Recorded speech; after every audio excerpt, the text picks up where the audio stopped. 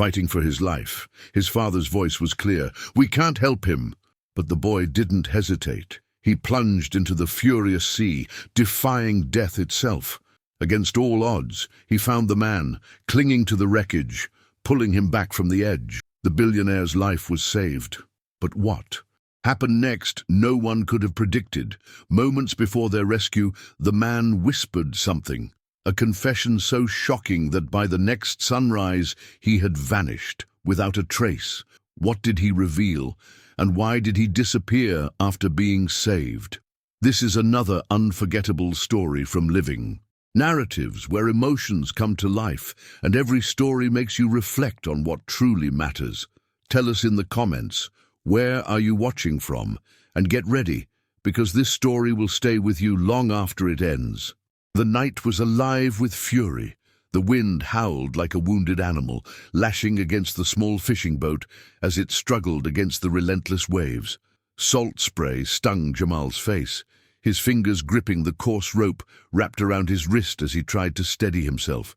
His father, Elijah, stood at the helm, his silhouette rigid against the flashes of lightning that illuminated the vast, tormented ocean. "Hold tight, son!" Elijah's voice barely carried over the deafening roar of the storm. The sea was a monstrous thing tonight, unpredictable and unmerciful. Jamal had been on the water with his father countless times, learning the ways of the tide, understanding the moods of the ocean, but this was unlike anything he had ever faced. He felt the boat shudder under the weight of the wind's anger, each wave rising like a towering giant, threatening to swallow them whole. The lantern on the mast flickered violently, its feeble glow barely piercing the suffocating darkness that stretched endlessly around them. And then, for a brief moment, the sky tore apart with a flash of lightning, revealing something that made Jamal's heart seize in his chest. A massive yacht, tilting dangerously, was being consumed by the waves in the distance. The elegant structure of the vessel, designed for luxury and ease, was now at the mercy of the relentless sea, its lights flickering wildly before vanishing beneath the surface. Jamal watched in horror as the water devoured it, pieces of wreckage scattering across the turbulent sea like broken shards of a dream, shattered beyond repair. "Dad!" he shouted, pointing toward the wreckage. Elijah followed his gaze, his face grim. "A ship that size shouldn't be out here in this weather," he muttered. "Whoever's aboard, if they ain't drowned yet, they will soon." His father's voice carried the weight of years spent navigating these treacherous waters, but there was something else laced within it, a resignation, an acceptance that sometimes the sea takes what it wants, and there is nothing a man can do about it.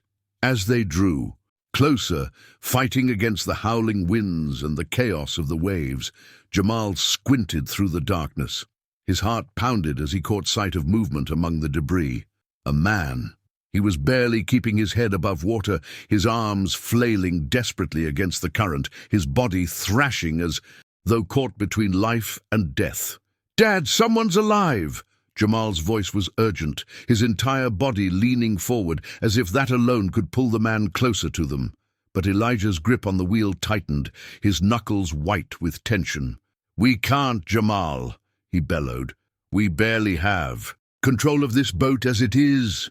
But Jamal wasn't listening. The sight of the man, his face contorted in desperation, his mouth barely breaking the surface before being swallowed again by the violent sea. It was too much. The boat rocked dangerously as another wave crashed into them, but Jamal didn't care. His father reached for his arm, eyes filled with both fear and fury. "Don't even think about it, boy," Elijah warned, his voice sharp like the edge of a blade. But Jamal had already made up his mind. His heart thundered in his chest, adrenaline surging through his veins, drowning out all reason. He had spent his life listening to the wisdom of his father, trusting in the knowledge of a man who had survived the sea's many moods. But tonight, his heart overruled his head. He locked eyes with Elijah for a split second, silently apologizing for what he was about to do. Then, before his father could stop him, Jamal dove. The moment he hit the water, everything changed. The cold was a living thing, wrapping around his body, stealing the breath from his lungs. The current pulled at him violently, threatening to drag him under, but he pushed forward, kicking against the chaos, his arms slicing through the water as he fought to reach the drowning man.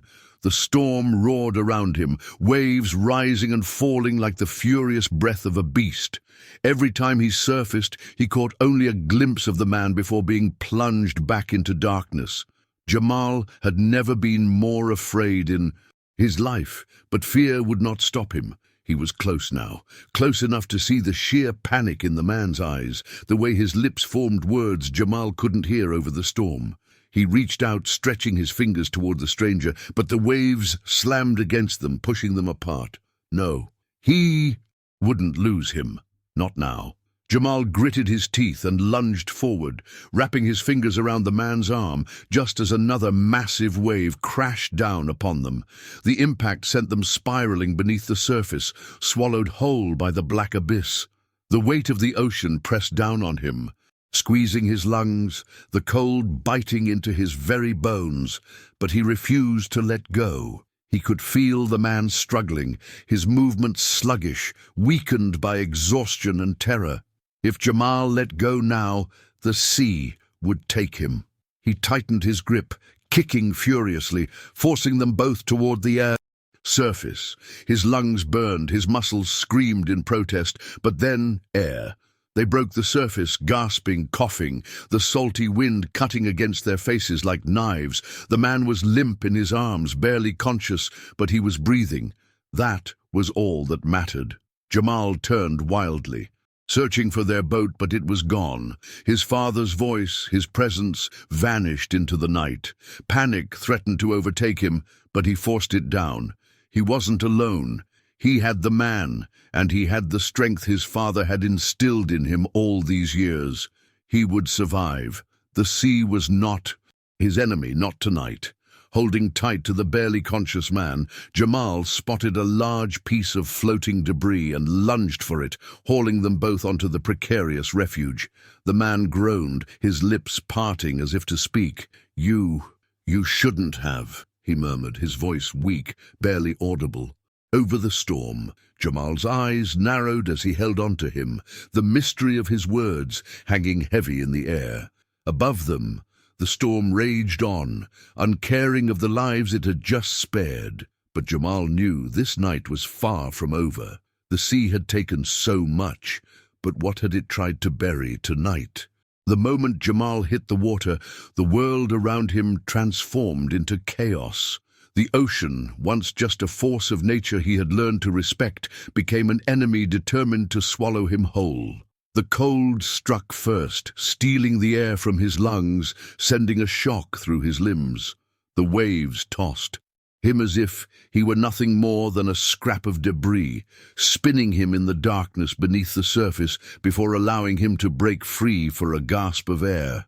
He kicked furiously, his heart hammering as he tried to get his bearings. But there was no time to think, only to move. The rain lashed against his skin like 1,000 needles, and when he wiped the salt from his burning eyes, his stomach clenched. His father's boat was gone. The last thing he had heard was Elijah's voice calling his name. But now there was only wind, only water, only the terrifying loneliness of the storm. He had known fear before, but this was different. This was the kind of fear that sank deep into your bones, whispering that maybe, just maybe, you won't make it out alive. But Jamal refused to listen. He couldn't afford to.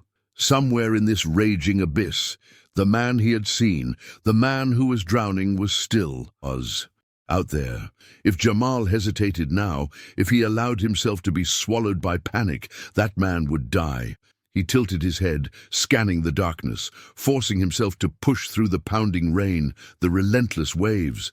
Every muscle in his body burned as he fought against the current, his legs kicking harder, stronger. Then, through the flashes of lightning that momentarily turned the world into blinding white, he saw him, a dark shape, motionless, being dragged away by the sea. Jamal surged forward, arms cutting through the water, lungs burning with every breath he stole from the storm. The distance between them felt endless, each wave pushing the man further away. But Jamal was faster, determined. He had made a choice, and he wasn't going to fail. The moment his fingers brushed against the man's arm, Jamal knew something was wrong. The man wasn't fighting. His body was limp, dead weight in the water. Jamal panicked for a brief moment. Had he been too late? His chest tightened as he grabbed the man's shoulders and shook him violently. "Hey!" he shouted, his voice hoarse from the salt water and wind. "Come on! Wake up! You have to wake up!" There was no response. The head lolled back, waves crashing over his face, his mouth barely breaking the surface before another swell tried to pull him under. Jamal gritted his teeth and reached under the man's arms, hauling him up onto his chest, keeping his face above water. He was still warm. That meant he wasn't gone yet. But if Jamal didn't get him to something solid soon, he would be. The effort to keep them both afloat was almost unbearable. Every second felt like an eternity. His muscles screamed. His breath came in short, sharp bursts, but he couldn't stop. The weight of the man was dragging him down, but letting go wasn't an option.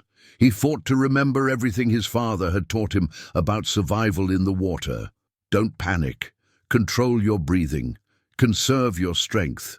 But how could he conserve anything when the ocean was actively trying to kill them both? He felt his grip slipping, his fingers numb from the cold, and for a brief, horrifying second, the man's body started to slip beneath the waves. "No, no, no!" Jamal grunted, adjusting his hold, forcing his aching limbs to keep going. He had chosen to save this man, and he wasn't going to let the ocean take him. Lightning cracked. Overhead, illuminating the wreckage that littered the sea around them, pieces of the yacht floated like ghostly reminders of what had happened only minutes before. And then Jamal saw it, a large wooden plank, sturdy enough to hold them both, bobbing up and down with the movement of the tide. He turned, kicking hard, dragging the unconscious man toward it. Every inch felt like a mile. Every wave tried to push them apart. But after what felt like an eternity, Jamal reached out and gripped the plank with one hand, hauling them both onto it. His chest heaved, every muscle trembling with exhaustion. The man was sprawled across the wood, his breathing shallow. But he was breathing. That was all that mattered. For the first time since plunging into the water, Jamal allowed himself to take a breath. The storm still raged, the sea still threatened, but they had something to hold on to. Now, he turned toward the man, studying him for the first time. Even soaked, even barely clinging to life, he looked important. His clothes, what was left of them, weren't just expensive. They were the kind of expensive that ordinary people never wore. His watch, still strapped to his wrist, gleamed, even in the darkness. Jamal had never seen a watch like that in real life, only in magazines, only on the wrists of men who walked in a world so far removed from his own. "Who the hell are you?" Jamal muttered, shaking his head. He reached out, pressing his fingers against the man's throat. His pulse was faint but steady. "Come on, wake up," Jamal said again, softer this time. Then just as Jamal was about to check for any injuries, the man's eyes snapped open. A sharp, rattling gasp tore from his throat, his body jerking upright so suddenly that Jamal nearly lost his grip on the plank. The man coughed violently, salt water pouring from his mouth as he struggled to breathe.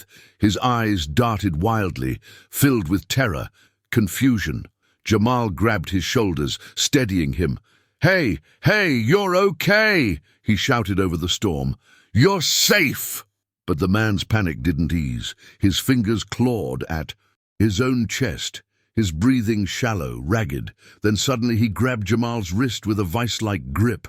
His eyes locked onto Jamal's, and for the first time he spoke, his voice hoarse, broken.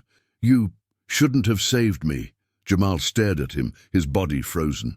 The words hit like a slap, cold and sharp. "What?" he stammered, not sure if he had heard right, but the man's grip tightened, his expression wild, desperate. "You don't understand," he rasped. They were going to let me die. And now—" He broke off, his head snapping toward the storm, his breath coming in quick, panicked gasps. Jamal followed his gaze, his heart pounding. In the distance, through the rain and mist, a faint beam of light appeared on the horizon. A searchlight, a rescue ship, another yacht, or something else entirely. The man turned back to Jamal, his eyes dark with something Jamal couldn't quite place. "Fear, real fear." "Listen to me," he choked out. "If they find me, you need to pretend you don't know me, no matter what happens." Jamal's throat went dry. Every instinct screamed that he had just become part of something far bigger than he could comprehend. He had thought the biggest danger. That night was the storm. He was wrong. The weight of Richard's lifeless body made every movement unbearable.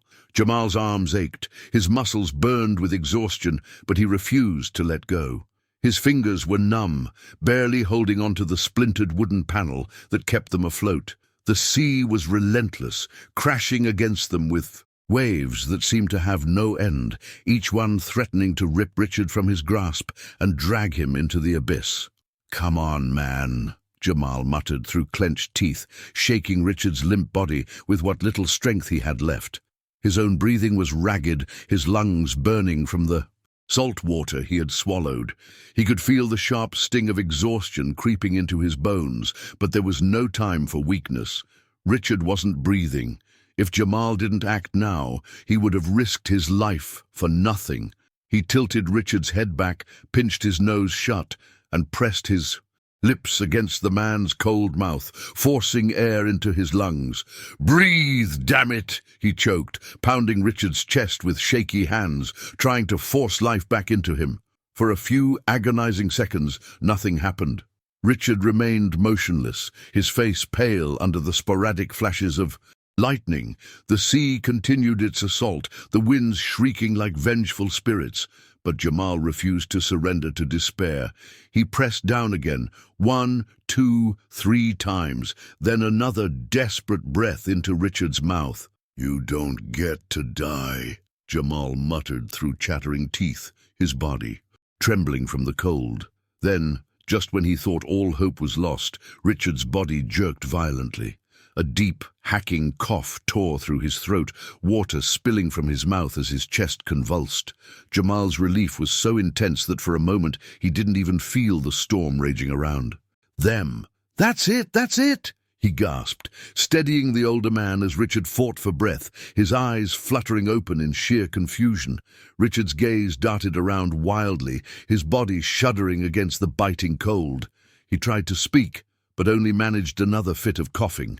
Jamal tightened, his grip around him making sure his head stayed above water. "You're okay," Jamal assured him, though he knew it was far from the truth. "Just breathe." Richard's body convulsed again, his breaths ragged and uneven as if his lungs were struggling to remember how to function. His eyes finally found Jamal's, and for a fleeting moment there was something there. Fear, recognition, relief. Jamal didn't know. But there was no time to ask questions. Another massive wave surged toward them, its towering form swallowing what little light remained from the storm's flashes. "Hold on!" Jamal yelled, bracing for impact. The wave crashed over them like an avalanche, slamming into their bodies and plunging them beneath the surface. The weight of the water crushed Jamal's chest, pressing down on him like a great unseen force, determined to drag him into the darkness. His arms burned as he fought against the current, his grip on Richard slipping as the ocean twisted them in opposite directions. Panic shot through him like ice in his veins. He couldn't lose him now, not after everything.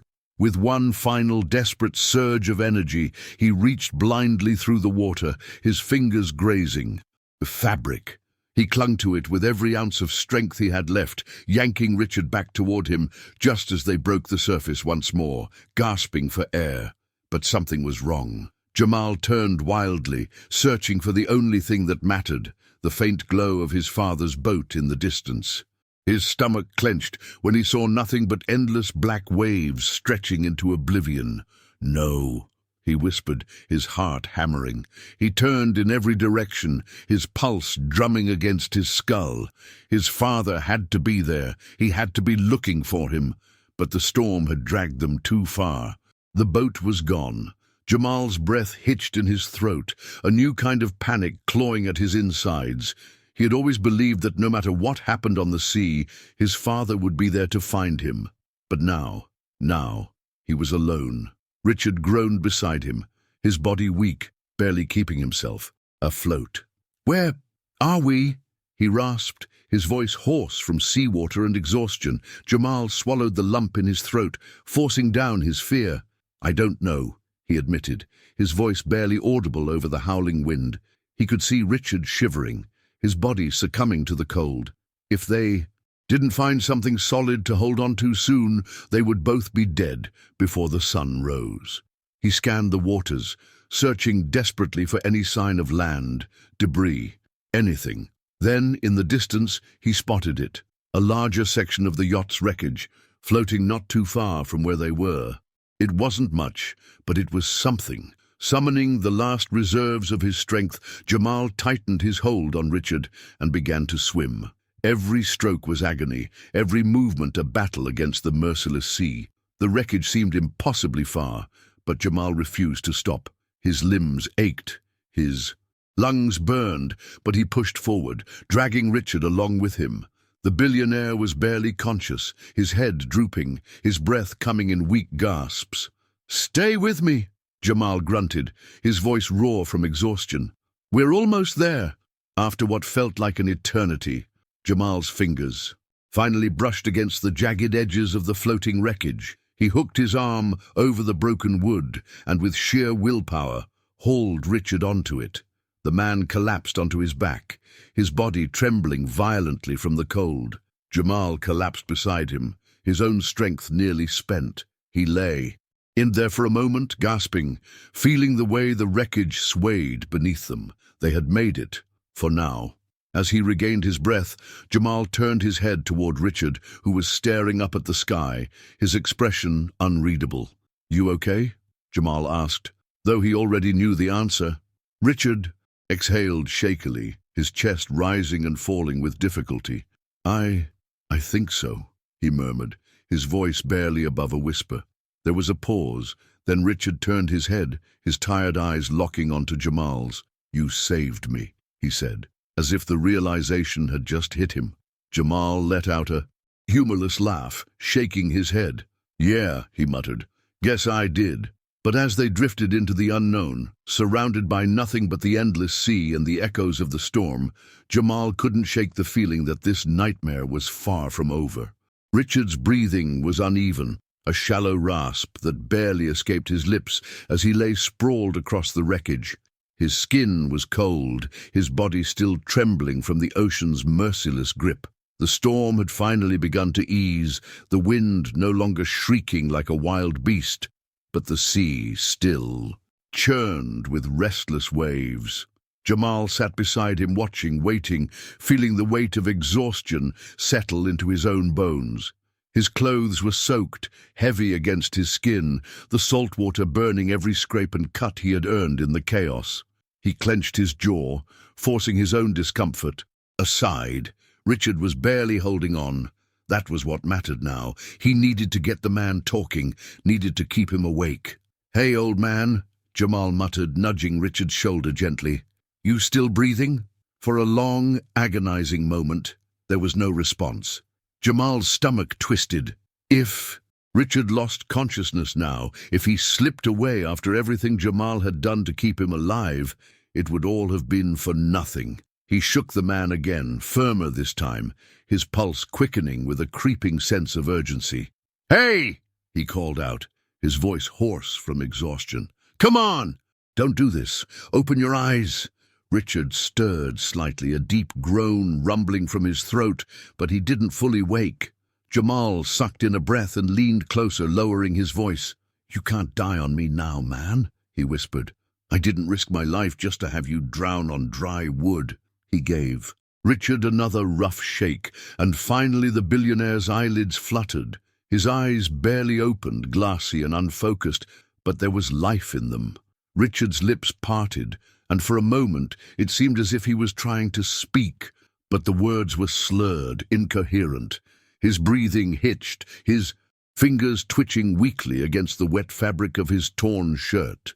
Jamal leaned in, straining to hear, as Richard muttered something under his breath. "What?" Jamal pressed, shaking his head. "Speak up, man." Richard coughed, his chest heaving, his body racked with the effort of simply existing. Then, in a voice barely more than a whisper, he spoke again. "Don't let them find me." The words were barely audible, but they hit Jamal like a cold slap to the face. He blinked, heart pounding as he stared down at the weakened man. "What?" he repeated, his voice quieter now, edged with something, dangerously close to fear. "Who's looking for you?" Richard's eyes fluttered shut again, his face twisting in pain as another shudder ran through him.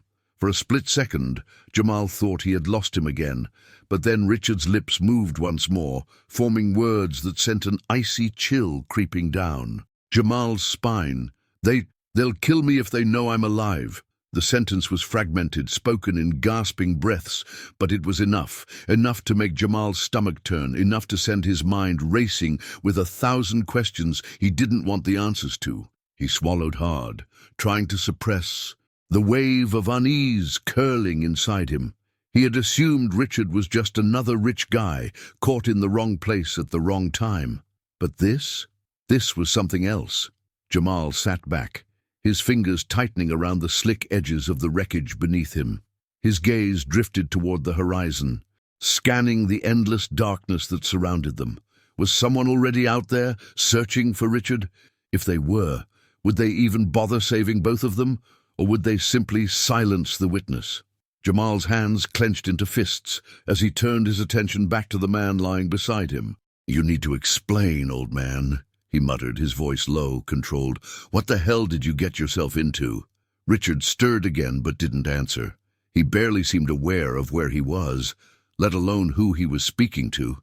His breathing was labored, each inhale a struggle against whatever. Exhaustion and trauma weighed on his chest.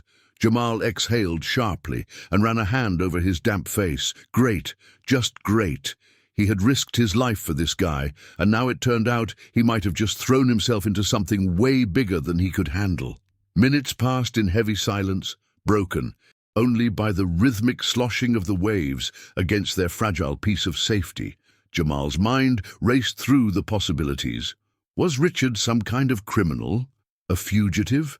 A man on the run from people who had money, power, the means to make him disappear for good? If that was the case, what the hell was Jamal supposed to do now? He had no idea where they were, no idea if anyone was even looking for them. And worse, if the wrong people were looking, then rescue wasn't the best thing that could happen to them. It was the worst. He clenched his jaw, trying to push down the growing anxiety, clawing at his insides. He looked down at Richard again, his brow furrowing.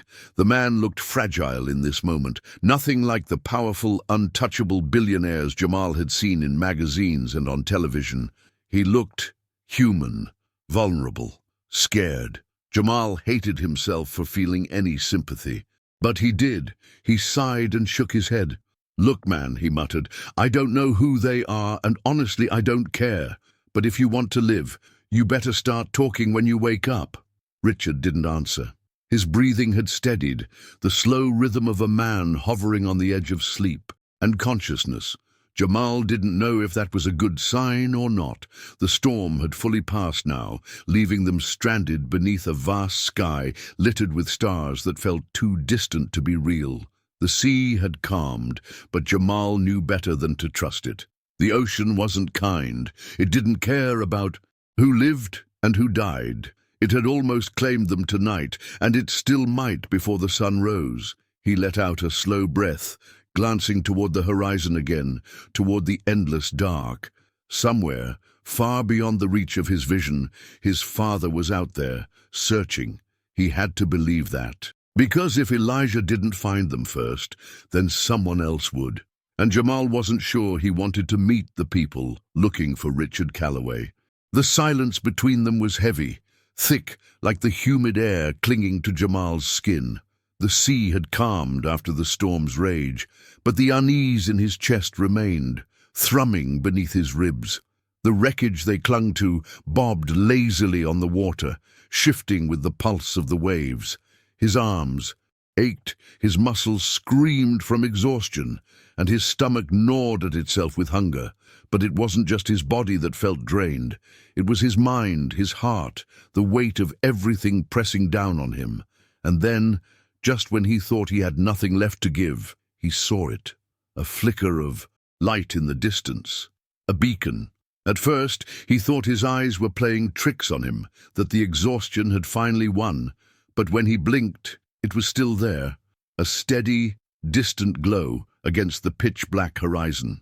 "A lighthouse," he murmured, barely able to believe it. His voice was hoarse, raw from the salt and wind, but Richard stirred at the sound, shifting slightly beside him. Jamal's pulse quickened. This could be their way out. This could be salvation. For the first time in hours, something like hope bloomed in Jamal's chest, fragile but real. He turned to Richard, shaking his shoulder lightly. "Hey, old man, you seeing this?" Richard groaned but didn't fully wake. His head lolled to the side, his breath uneven, shallow. He was getting worse. Jamal could feel it. If they didn't get to land soon, if they didn't find help, Richard wouldn't survive the night. Jamal gritted his teeth. He needed to make a decision, and he needed to make it fast. His father was still out there, searching. He had to be. Elijah wouldn't stop looking until he found his son. But how long would that take? How long could Richard hold on? Jamal glanced back toward the faint glow.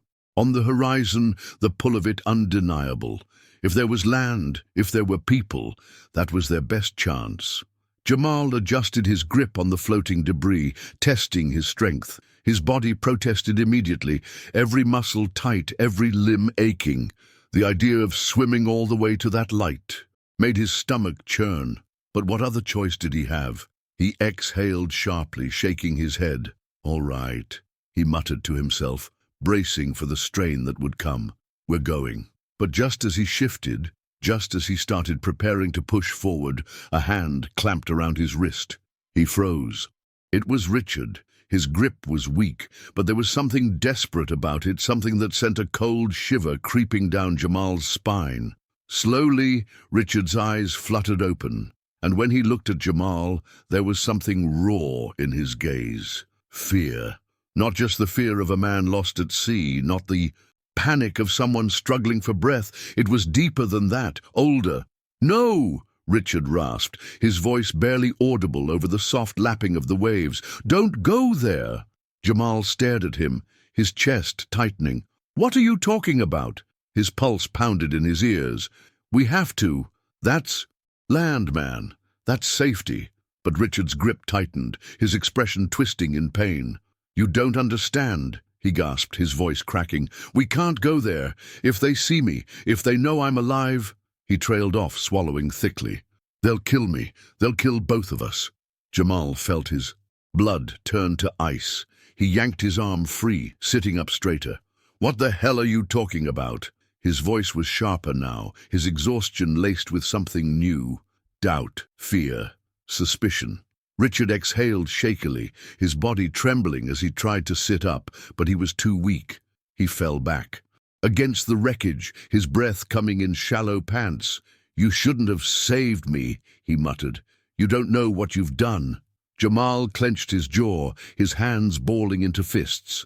"Man, I don't know what kind of trouble you're in, but right now, we're stranded in the middle of the goddamn ocean. You can talk about this later when we're not about to die." He pointed toward the distant light. "That's land, Richard. That's people, food, shelter. I don't know what you're so afraid of, but if we don't start moving, we're going to be dead anyway. So either you start paddling, or I drag your ass there myself." Richard's face contorted, torn between exhaustion and something else, dread. He swallowed hard, his Adam's apple bobbing. "You don't get it," he whispered. "That light, it's not what you think." Jamal's patience was wearing thin. He had risked his life for this man, dragged him, through hell to keep him alive, and now he was refusing to be saved. Then what the hell is it? Jamal snapped. Some kind of trap? A secret base for whatever the hell you're running from? He let out a bitter laugh, shaking his head. Because honestly, right now, I don't care if that's land. If that's land. Going. And you can either come with me or you can stay here and take your chances with the sharks. Richard exhaled heavily, running a shaky hand down his face. For a long moment, he didn't speak. Then finally he whispered, "That's not just land." His voice was hollow, empty. "That's where it all started."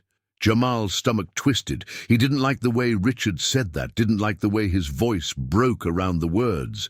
But what choice did he have? The ocean wasn't going to save them. His father, if he was even still looking, was nowhere to be seen. The only thing standing between them. And death was that light, that distant glow that promised salvation, but dripped with secrets. Jamal let out a slow breath, rubbing a hand over his damp face. "Look, Richard," he said finally, his voice quieter now. "I don't know what kind of past you're running from, and honestly, I don't need to. No, but we're not going to make it out here. You understand that, right?" Richard closed his eyes, his entire body sagging in defeat. He did understand. Jamal could see it written all over his face. He didn't want to go there, but he also didn't want to die. He had no choice. None of them did. After a long pause, Richard let out a trembling sigh. "Fine," he murmured, "but if we go there, if they see me, you have to pretend you don't know me, no matter what." Jamal's stomach tightened, his skin prickling with unease. "Who are they?" he asked. "And why are you so sure they want you dead?" Richard hesitated, his jaw clenching. Then, in a voice so quiet it was nearly lost to the sea, he said, "Because I was never supposed to leave that place alive." The hours stretched into eternity, the darkness of the ocean swallowing all sense of time. Jamal's limbs ached with exhaustion, his fingers numb from gripping onto the floating wreckage. The sea had calmed somewhat, but the relentless cold seeped into his bones, making every breath a struggle.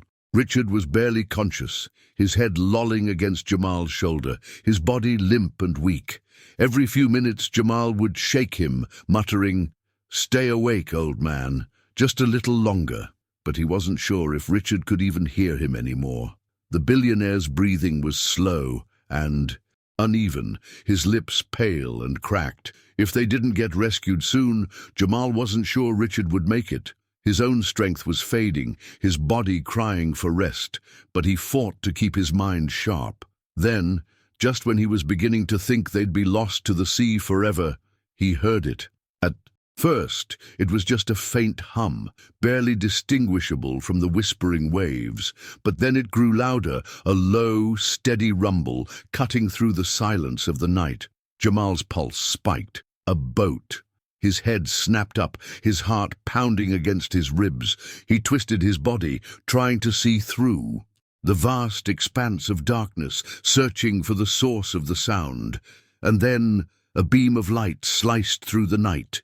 It wavered across the surface of the water, sweeping back and forth, searching. Jamal's breath caught. "Dad!" he choked out, his voice hoarse from exhaustion. He forced his arms up, waving frantically. "Over here!" His throat burned, his voice nearly lost to the wind, but he didn't stop shouting. "Over here!" The motor roared closer, the light growing stronger. And then, a familiar voice. "Jamal!" The relief that crashed over him was almost unbearable. He wanted to cry, to scream, to let the exhaustion take him. But there was no time for that. The boat pulled up alongside them, and Elijah's face appeared over the railing, his expression a mix of panic and fierce determination. "Hold on, son!" Elijah called out, already lowering himself to help. He reached down, his strong hands gripping Jamal first, hoisting him up with practiced ease. The moment Jamal's body hit the deck, the tension in his muscles released, and for a second he thought he might collapse. But then he remembered. Richard. Jamal turned back just as his father reached for the older man. "He's hurt," Jamal gasped, his voice shaky. "We have to get him up." Elijah didn't hesitate, bracing his legs as he reached for Richard's limp form. "I got him," he muttered, pulling the billionaire up with a strength that came from years of battling the sea. Richard groaned as his body flopped onto the deck, his breathing shallow. Elijah barely had time to look him over before turning back to Jamal, gripping his son's face between rough, calloused hands. "Boy, what the hell were you thinking?" he snapped, but his voice was thick with emotion, his eyes searching Jamal's as if to make sure he was really there. "Jumping in that damn storm, you could have been killed." Jamal swallowed, suddenly feeling like a child again under the weight of his father's gaze. "I couldn't just let him die," he mumbled, glancing toward Richard, who was barely clinging to consciousness. "I had to do something." Elijah exhaled sharply, rubbing a hand over his face. "Stubborn fool," he muttered, shaking his head. But there was no real anger in his voice, just relief. His father patted his shoulder roughly, an unspoken, "I'm glad you're alive." But before Elijah could question them further, Richard moved. It was subtle at first, a twitch of his fingers, a slow blink. Then suddenly, as if hit by a jolt of adrenaline, he bolted upright. His breath came in sharp, ragged gasps, his eyes darting wildly around. "No!" he rasped, his body trembling. "No, no, no, we have to go." He tried to push himself up, his movements frantic, but his legs gave out beneath him, sending him crashing back down. Jamal and Elijah exchanged a look. What the hell was wrong with him? Elijah crouched beside him, steadying the man with a firm grip. "Whoa there! Calm down," he said, his voice steady, measured. "You're safe now. We're taking you to shore." But Richard shook his head violently. "No!" he gasped, gripping Elijah's wrist with surprising strength. "You don't understand. We can't—" His words broke off into a fit of coughing, his body racked with shivers. "They're coming." Jamal felt the first prick of unease crawl down his spine. "Who's coming?" he asked, his voice quieter now. Richard's eyes flickered to him, and there was terror in them. "They know I'm alive," he whispered, "and they won't stop until I'm dead." A chill settled over the boat, the weight of those words sinking into Jamal's skin like cold metal. He opened his mouth to press further, to demand answers, but before he could, a sound tore through the sky, a deep, mechanical hum growing louder. Jamal's stomach clenched. A helicopter. Elijah cursed under his breath, turning toward the sound.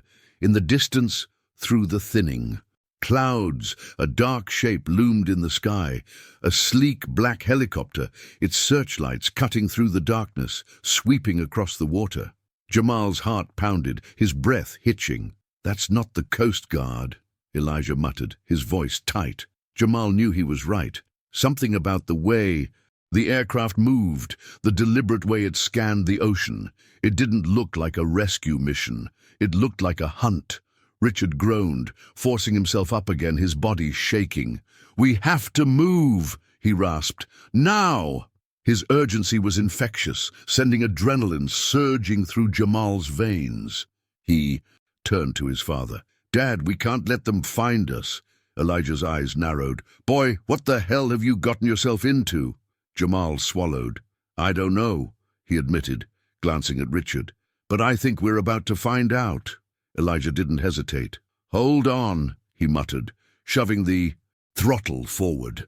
The boat's engine roared to life, the vessel jerking as it sped across the water. The helicopter adjusted its course, its searchlights shifting, locking onto them. And that was when Jamal knew. This wasn't over. It was just beginning. The thunderous roar of the helicopter's blades sliced through the night, shaking the air around them as it descended with eerie precision. The searchlight beamed down like an all-seeing eye, illuminating the small boat in an almost surgical manner, stripping away any illusion that this was a rescue. Jamal's stomach clenched. Something about the way the aircraft hovered above them, the way its movements were controlled, deliberate. This wasn't the Coast Guard. This wasn't a rescue. It was something else entirely. He shot a glance at Richard, hoping for some kind of explanation. But the older man looked worse than ever.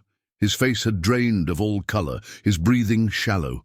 But what shook Jamal the most was the look in Richard's eyes, pure, undiluted fear. Then Richard grabbed him.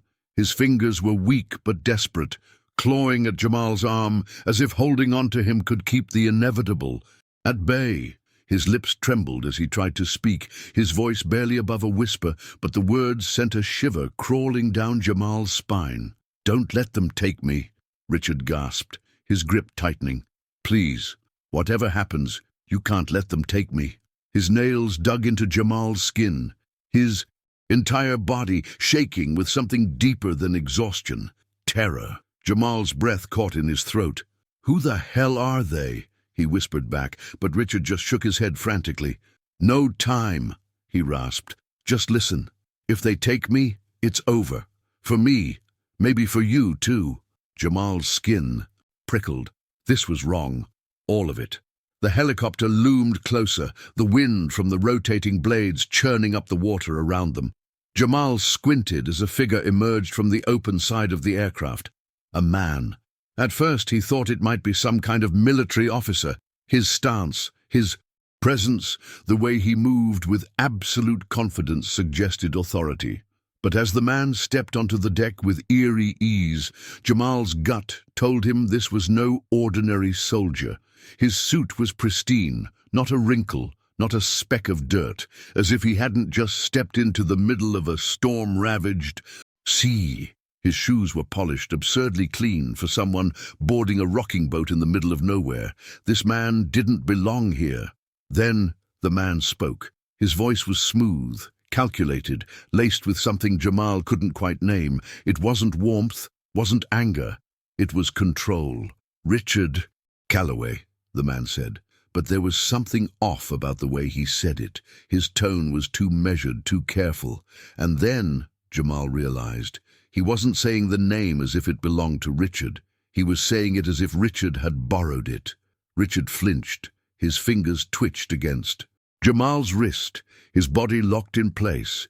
He didn't respond, didn't even look at the man. The silence between them stretched, heavy, suffocating.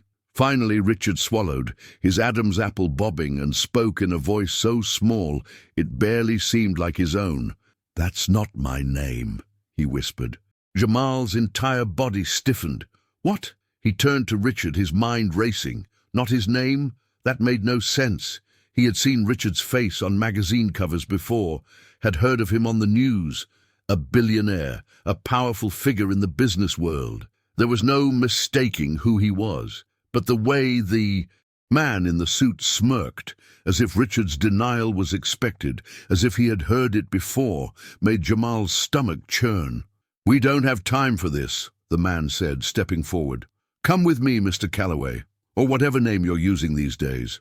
Richard recoiled, pressing himself against the railing of the boat as if he could make himself disappear. "No," he croaked, "I'm not going with you." The man sighed, shaking his head.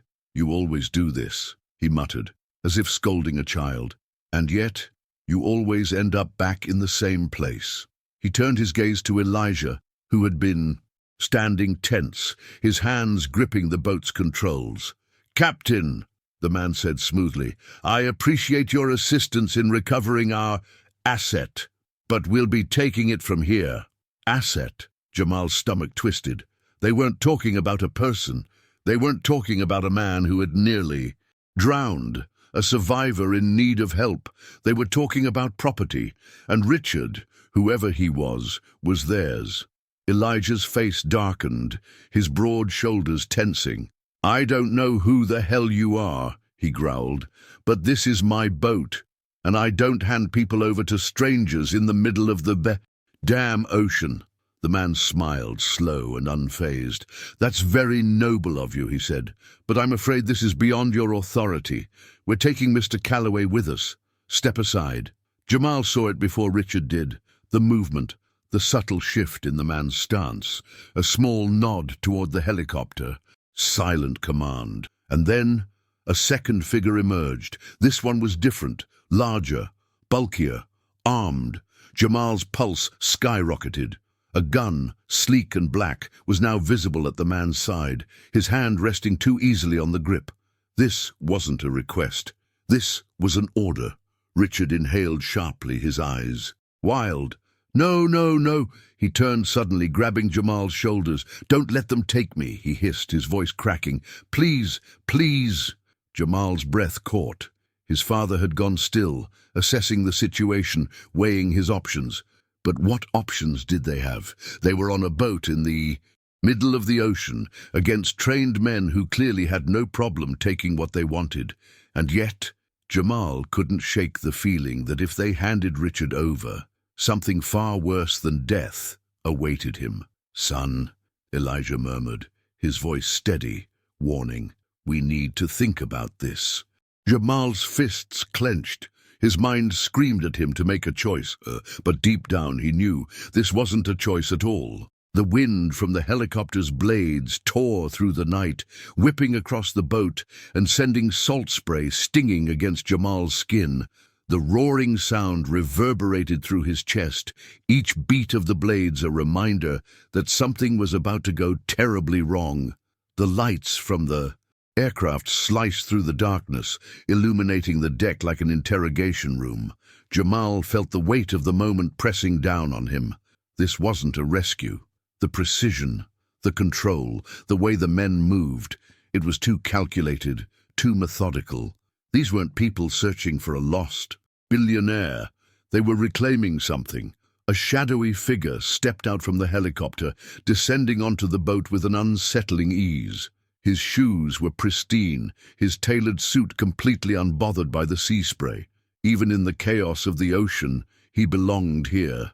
That, more than anything, made Jamal's stomach twist.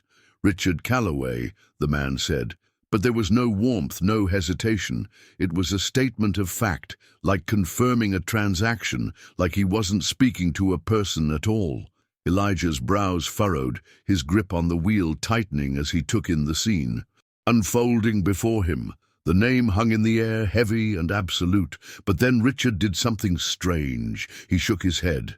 That's not my name, he whispered, his voice weak, barely audible over the helicopter's hum. Jamal turned to him, confusion slicing through his exhaustion. What do you mean? His own voice was hoarse, rough from the hours lost at sea, but there was an urgency there now, something electric running beneath his skin. Richard didn't answer him. Instead, his eyes locked onto the man in the suit, a silent battle playing out between them. The suited man let out a sigh, his patience thinning. He made a small gesture with his hand, and one of the agents behind him pulled out a thin black folder, flipping it open. Inside were official-looking documents, photos, things that looked too formal to be fake, but too orchestrated to be real. You can pretend all you want, the man said smoothly, but we both know that Calloway is just the latest name on the list. You're coming with us. His voice was steady, controlled, as if this were just another routine operation. Richard let out a bitter laugh, shaking his head. Go where? He rasped. Back to the lab? Back to being nothing? His voice cracked on the last word. Elijah exhaled sharply, rubbing a hand over his face. He looked between Richard and the agent, trying to make sense of it all. Listen, he started, his voice calm but firm. This man nearly drowned. My son risked his life to save him, so if you've got legal papers, arrest warrants, anything that actually proves you have the right to take him, you better start talking, because I'm not about to let you just drag someone off my damn boat without an explanation. The man in the suit smiled slightly, but it was the kind of smile that didn't reach. His eyes, Captain, he said, we appreciate your help in retrieving our asset. But this matter is beyond your jurisdiction. The word asset made something go cold in Jamal's stomach. Not survivor, not man. Asset. Richard tensed. His breath came out shaky, his fingers gripping the boat's railing, so tightly his knuckles turned white. If I go with them, he said, voice barely above a whisper, you'll never see me again. The words felt like a stone dropping into a bottomless pit. Jamal swallowed hard, his pulse pounding in his ears. He didn't know much, but he knew certainty when he heard it. And Richard wasn't guessing. He wasn't pleading. He was stating a fact. Elijah muttered a curse under his breath, rubbing a hand over his beard, frustrated. "Son, I don't know what kind of mess this man's in," he said, his voice heavy.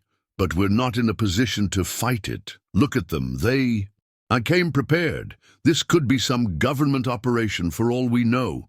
Jamal clenched his fists. "Dad," he said carefully, his voice steady despite the panic clawing at his throat, "this doesn't look like a government operation." The man in the suit took another step forward, extending a hand toward Richard, as if offering him one last chance to comply. "Let's not make this difficult," he said. "Come with us, Mr. Calloway." Richard squeezed his eyes shut, a muscle in his jaw twitching. Jamal felt the tension shift, felt the weight of the moment pressing in. If Richard went with them, he wouldn't just disappear, he'd be erased, and that thought sent something primal surging through Jamal's veins. He turned to Richard, searching his face for the truth. "What did you do?" he demanded. "Why are they after you?" Richard let out a dry, humorless chuckle. "I existed," he murmured, "and that was my first mistake." He licked his cracked lips, his breathing shallow. "I was part of something," he admitted, "something bigger than I ever understood. It started as research, something meant to help people, but it turned into something else. Something—" His voice trailed off, his gaze distant, haunted. "Something that should have never existed." Jamal's heartbeat hammered in his ears. "What are you saying?" Richard looked at him then, really looked at him, and for the first time since they'd met, Jamal saw it. The resignation, the fear, the understanding that his fate had already been decided. "I'm saying," Richard whispered, "that if they take me, you'll never know the truth." He let out a breath. "You'll never know what they did, or what they'll do next." The suited man sighed again, adjusting his cufflinks, as if this entire conversation was nothing more than an inconvenience. "Enough," he said flatly. "I've been patient, but time's up." He gave a small nod toward the soldier at his side. "Take him." The agent stepped forward, reaching for Richard. Richard flinched. Jamal moved. He didn't think, didn't stop to question. His body reacted before his mind. Caught up. His hands shot out, shoving the agent back with everything he had left. The man stumbled, caught off guard, and in that instant, Jamal grabbed Richard and ran. Elijah shouted his name, but Jamal didn't stop. His feet pounded against the deck, heart slamming against his ribs, lungs burning. The helicopter's spotlight swung wildly, catching their shadows as Jamal pulled Richard toward the edge of the boat. "Kid," Richard gasped, barely able to keep up. "What the hell are you doing?" Jamal didn't answer, because the truth was, he didn't know. All he knew was one thing. He wasn't going to let these men take Richard. The tension in the air was suffocating, thick like the storm clouds that had finally begun to clear. The helicopter's blades carved through the night sky, the wind they generated howling around them, but all Jamal could hear was the pounding of his own heart. Every instinct screamed at him to run, to act, to do something, but he couldn't move. Not yet. The man in the suit, Agent Solomon, stood before Elijah now, his expression eerily calm despite the chaos swirling around them. He was a man who had done this before, who had been in situations just like this and had never lost control. And that scared Jamal more than anything. Solomon wasn't here to negotiate. He was here to finish something. Elijah stood rigid, his jaw clenched as he eyed the agent with open distrust. The weight of the situation pressed heavily on his shoulders. He was a man who had lived his life by a code: survival, first, family above all else. This wasn't his fight, and he knew it. But there was hesitation in his eyes, a flicker of something that told Jamal his father wasn't as sure of this decision as he pretended to be. "You expect me to just hand him over?" Elijah asked, his voice low, controlled. "You expect me to believe this is all legal?" Solomon gave a slow, measured nod, as if he had expected that question. "I expect you to make the smart choice, Captain," he said smoothly. "Your son made a mistake by interfering. I can make sure it doesn't ruin his life." Then, as if sealing the deal, he pulled something from his pocket, a sleek black case. He flipped it open, revealing stacks of crisp, neatly arranged cash. "Consider this an incentive," Solomon said, his voice devoid of emotion. "For your troubles, for your cooperation, for your discretion."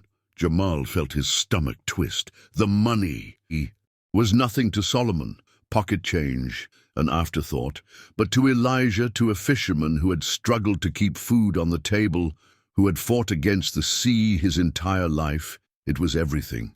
Jamal's hands curled into fists at his sides as he watched his father's face, saw the conflict etched into every line of his weathered skin. No, this can't happen. His father was better than this. But then Jamal saw something worse. He saw Elijah glance at Richard. Not a look of hatred, not even of disgust, but of fear. His father wasn't considering the money because he was greedy. He was considering it because he was afraid. Richard didn't speak. He barely even moved.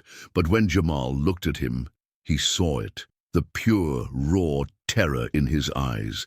Not the fear of a guilty man who had finally been caught. Not the panic of someone running from consequences.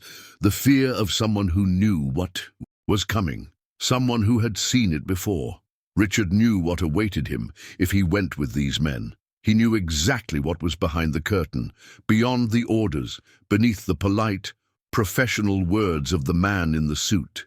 He wasn't just afraid of dying, he was afraid of disappearing. And that was when Jamal understood. This wasn't about right or wrong. It wasn't about the money or the power or the consequences. It was about choice. And for the first time in his life, Jamal was standing at the edge of a decision that could never be undone. He didn't know the full truth, didn't know what Richard had done, didn't know if trusting him would get them all killed.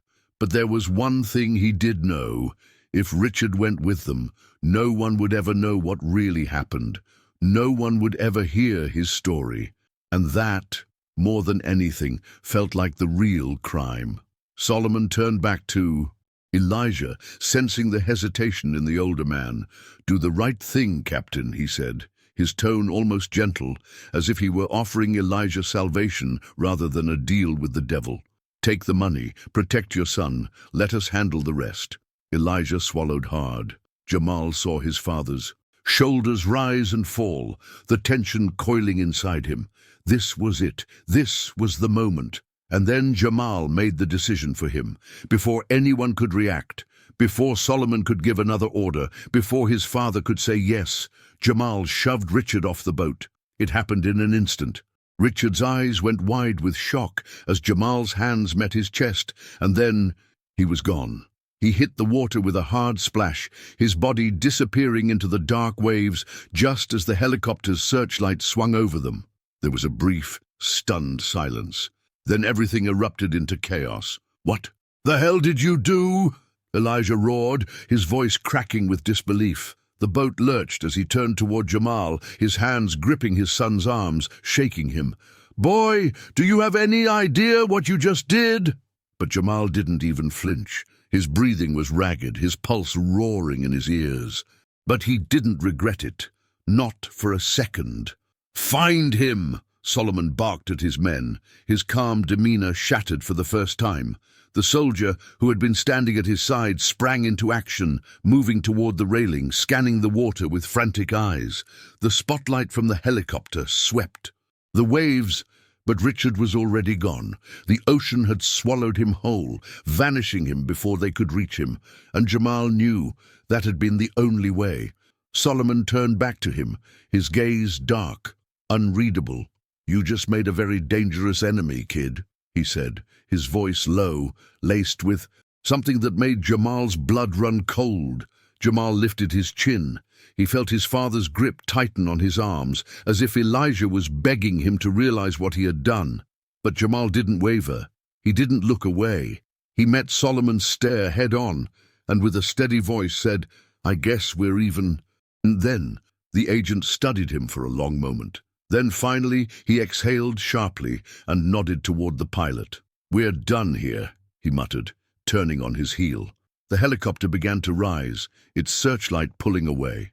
Jamal watched as they disappeared into the night, the roaring blades fading into the distance.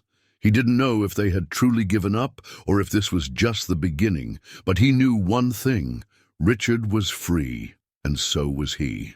The night felt heavier after the helicopter disappeared beyond the horizon. The boat rocked gently in the aftermath. The only sounds now were the sloshing of water against the hull and the harsh breaths coming from Elijah. He stood there, gripping the wheel of his boat with knuckles so white they looked bloodless, his jaw clenched so tightly that the veins on his neck bulged. His chest rose and fell in rapid succession, but he said nothing at first. The weight of what had just happened hung between them like a ghost. Richard was gone. The ocean had swallowed him, and the men who had come to claim him had left empty-handed, and it was all because of Jamal. Then, without warning, Elijah whirled around and slammed his fist onto the wooden console, the dull thud echoing through the boat like a gunshot. "Do you have any idea what you've just done?" he bellowed, his voice raw with frustration, with anger, with something else, something deeper. Jamal didn't flinch. He had expected this reaction, had braced for it. He turned slowly to face his father, his hands still trembling, though he wouldn't let Elijah see it. "I saved him," Jamal said, his voice steady, though his stomach was still tight with the adrenaline that hadn't faded yet. "I did what I had to do." Elijah exhaled sharply, shaking his head. "Saved him? Boy, you don't even know who he was. You don't know what kind of trouble you just brought on us." His father's voice cracked, and for the first time, Jamal saw it, the fear, not just anger, not just disappointment, but fear. Elijah wasn't just mad at what Jamal had done. He was terrified of what might come next. "Those men weren't just here for a conversation," Elijah continued, his voice quieter now, but no less intense. "They were serious. And you just went against them like this was some damn hero story." He shook his head again, rubbing his hands over his face. "You don't play games with people like that, Jamal. You don't get a second chance with men like them." Jamal swallowed hard. He knew his father was right. He knew that in some way, he had stepped into something much bigger than himself, something he didn't fully understand. But at the same time, he also knew he had done the right thing. He had seen the look in Richard's eyes, the desperation, the certainty that if he had been taken, that would have been the end, not just of his life, but of his existence. There would be no record, no grave, no justice, just erasure. And Jamal couldn't let that happen. The days that followed were eerily quiet. No strange men showed up in the middle of the night. No helicopters returned to circle their home. But something had changed. The world kept moving, as if nothing had happened, but Jamal knew better. The news outlets ran the story for days. Billionaire Richard Calloway missing, presumed dead after mysterious yacht tragedy. Photos of his face flooded the media. Speculations swirled about whether foul play had been involved. And financial analysts discussed what would happen to his empire now that he was gone. But Jamal knew the truth. Richard wasn't dead, or at least he wasn't supposed to be. But that's when the doubts started to creep in. Had he made the right choice? Had Richard truly deserved to be saved? Was he a good man? Or had Jamal just helped someone disappear who should have been held accountable? The questions circled in his mind late at night, keeping him awake long after Elijah had gone to bed. His father still hadn't fully forgiven him, but he also hadn't spoken about it since the night it happened. It was like an unspoken rule between them. Pretend it never happened. Maybe that was for the best. And then, one afternoon, the letter arrived. Jamal found it on their doorstep, an unmarked envelope with no return address, no stamp, no signs of how it had gotten there. His breath hitched as he bent down to pick it up, his fingers trembling slightly as he tore it open. Inside, there was only a single note, written in precise, almost mechanical handwriting. "Thank you. You never saw me." Jamal's stomach twisted as he read it, his breath catching in his throat. He turned the paper over, searching for anything else, anything to explain what it meant. But there was nothing. No signature, no name, just those words, cryptic and final. His mind raced. Had Richard sent this? If so, where was he now? Was he still alive? Or was this just his final goodbye? His hand shook as he reached deeper into the envelope and pulled out something else, a slip of paper, but not just any paper, a bank statement. His eyes scanned the numbers, and when he saw it, his legs nearly gave out beneath him. Millions. The account was anonymous, untraceable, but the deposit had been made in his name. More money than he had ever seen in his life, more money than he or his father had ever dreamed of. His breath came in uneven bursts, his pulse hammering against his ribs. He looked out toward the ocean, the waves rolling lazily under the golden afternoon sun. What had he done? What had he gotten himself involved in? And most importantly, what was Richard now? Because one thing was clear, Richard Calloway was no longer Richard Calloway, and Jamal wasn't sure if he had saved a man or set loose a ghost.